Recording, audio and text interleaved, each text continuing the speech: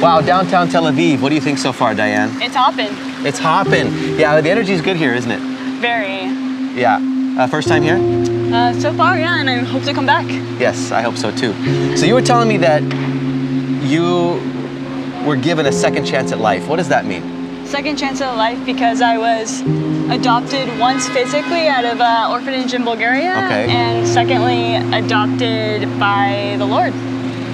Okay, so what kind of family environment were you raised in? I was raised in a Christian faith home with a Jewish influence because my adopted mom is Jewish. So I also grew up at the holidays, Jewish community centers. Oh. Yeah.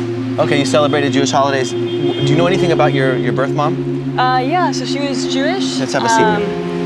There's not a whole lot that I get to know just because of the, it was after communism and a lot of brokenness in the home. But so I'm ethnically Jewish, but there's not a whole lot else I get to delve into. Yeah, you don't know much about her. Yeah. Yeah, so it must have been hard growing up in that kind of a situation.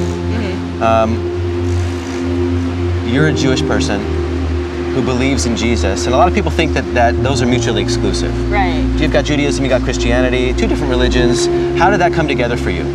Yeah, gosh, I would have to say my mom had such a great influence in just the way that I asked questions and thought. And in Jewish culture, right, we ask questions, we think deeper, yes, that's we true. delve. And that's so true. I was very much raised in that environment. What do you mean by that? Thing. I'm just kidding, that was the Jewish cultural thing. Anyway. Well, I would have to say, I started asking from a young age, like around 7 or 8. I asked my mom one day, I said, my friend believes in this, my other friend is this religion. How do we know what we think is the true one? Wow, and how old were you at the time? About 8. 8, asking that question. Now that's a deep thought. If anybody out there is watching this and your 8-year-old says, how do we know that what we're believing is right? You're doing a good job because you want your kids to think. You want your kids to ask questions, and you don't want them to do exactly what you did just because you're doing it. No. I mean, who says that your parents questioned their faith? Right. So let's continue. Okay. Let's continue the story. So growing up in this environment, you were adopted. Your birth was through a Jewish mother. You actually had a Jewish adopted mother. What was life like growing up in that environment? How did your faith become yours? Yeah, I would have to say that God put different things in my life, different people. I would say I was in a very diverse growing up period. So I was raised around people who were Jewish from Israel, people who were secular, people who were Christian, and so it started making me think. Yeah. And then I would say I was attending a Bible study group right around my middle school years, and all of a sudden it hit me one night where I realized all these things about sin and truth and life and death. Yeah. And I realized, well, where do I fall into all of that? And the gravity of what sin was and the need for an atonement for that sin. Which is a very Jewish concept. Right. And I couldn't do it on my own. Like everything I tried on my own strength left me feeling lonely, empty. I was filled with fear all the time because I was afraid people would leave me, just like in the orphanage. Right. And I was afraid that I would die without hope. Right.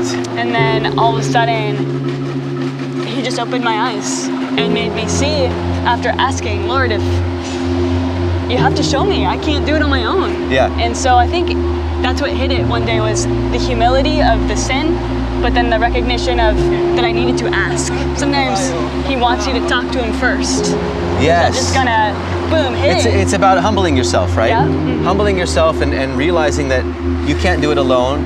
You need help. You don't have all the answers. When I came to faith, God showed himself to me when I finally said, after all my arrogance and pride, I said, I have no idea what I'm doing anymore. Yeah. And then he said, okay, now I have someone I can work with. And he showed himself to me, it was just miraculous. And it sounds very miraculous what happened to you because you sound like a deep thinker. And at such a young age to be able to understand these things and wrestle with these things is amazing. Yeah. And so how has life been after faith? Let's have a seat here. Okay. How has life been for you after coming to faith? How have you lived out your faith? As a Jewish person that believes in Jesus? Well, I would say, for one thing, my prayer life is a big part of that. So in prayer, I don't say I'm praying to God. I say I'm talking to God. Like, who wants to talk to God?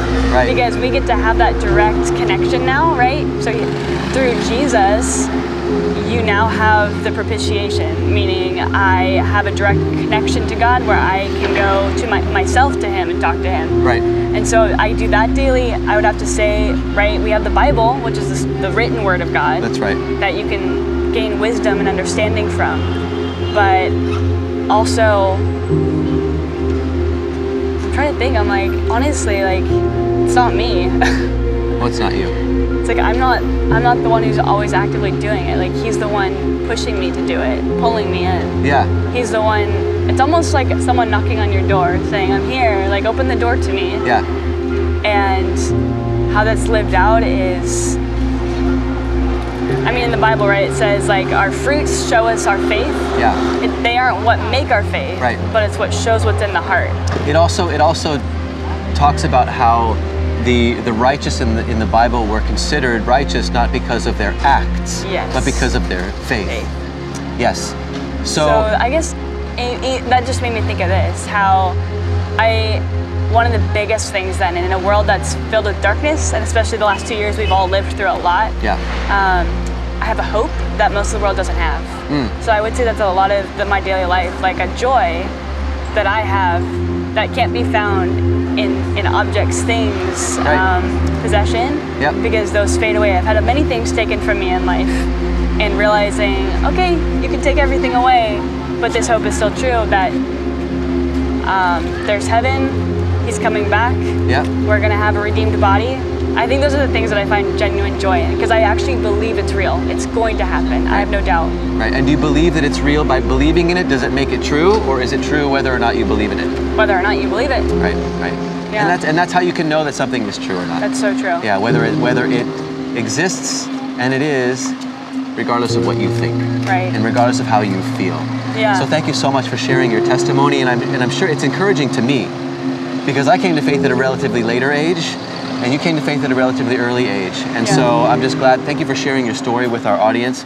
And if you like this kind of content, please feel free to subscribe, like the video, leave your comments down below. Thank you, Diane, for sharing your story. Thanks for asking. God bless you all. Thank you for watching, and take care. Bye.